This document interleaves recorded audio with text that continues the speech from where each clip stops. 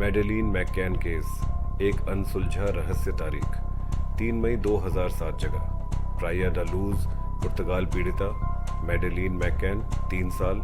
Case status अब तक सुलझा नहीं। 3 मई 2007 की रात ब्रिटिश कपल केट और गैरी मैककैन अपनी 3 साल की बेटी मैडेलीन और 2 जुड़वा बच्चों के साथ पुर्तगाल के एक रिजॉर्ट में छुट्टियां मना रहे थे।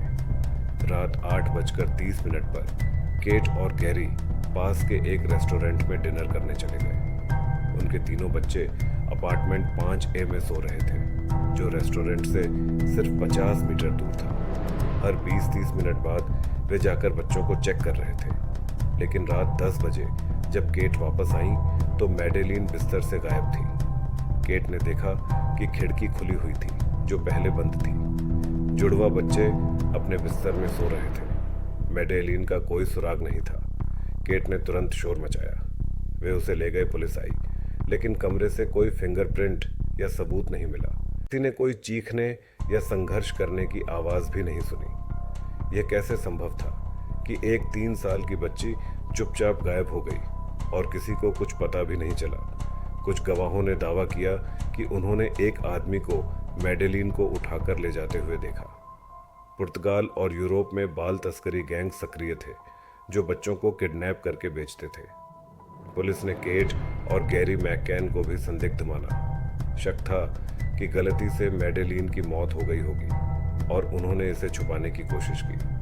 पुलिस ने अपार्टमेंट में कुत्तों से जांच करवाई और रिपोर्ट्स के मुताबिक वहां डेड बॉडी की गंध पाई गई। कार में मैडेलीन के DNA के अंश मिले, लेकिन ठोस सबूत नहीं थे, इसलिए उन्हें क्लीन चिट दे दी गई। 2020 में जर्मन पुलिस ने एक नए संदिग्ध का नाम लिया, क्रिश्चियन ब्रकनर। वह एक अपराधी और बाल यौन शोषण का दोषी था। वह 2007 में उसी इलाके में था जहां मैडेलीन गायब हुई थी।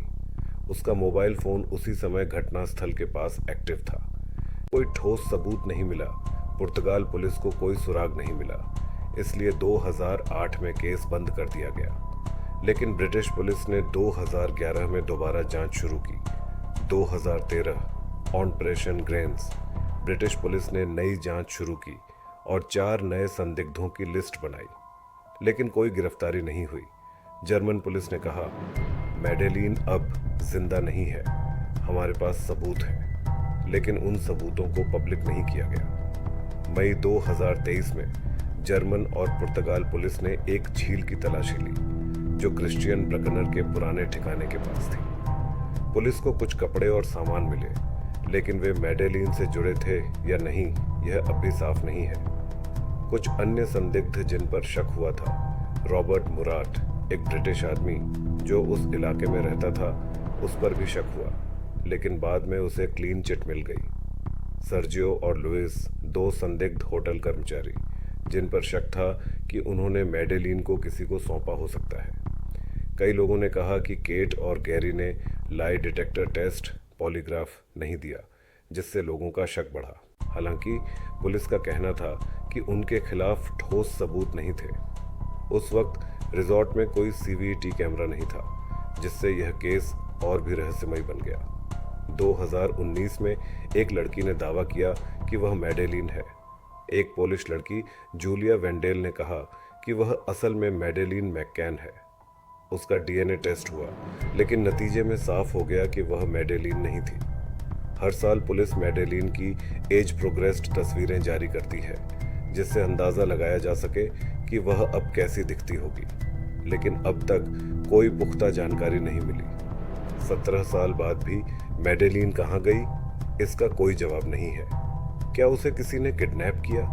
क्या वह आज भी जिंदा है, या फिर यह किसी और बड़े अपराध का हिस्सा था? क्या आपको लगता है कि यह केस कभी सुलझेगा? अपनी राय कमेंट में बताइए।